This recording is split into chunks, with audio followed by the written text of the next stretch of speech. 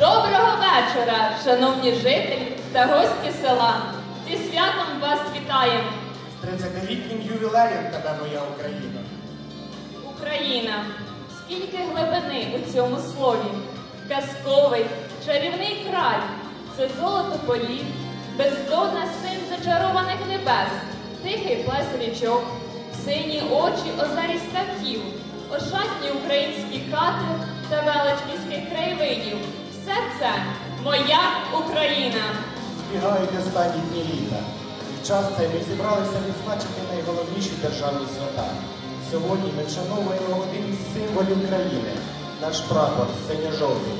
А завтра наша держава відзначить 30-річний ювілей. Відзначить, боронячи свою незалежність. Новітній історії України виповнюється 30 років. Вона молода, але ми маємо багатовіковий літопис, переданий від діда до батька, від батька до сина.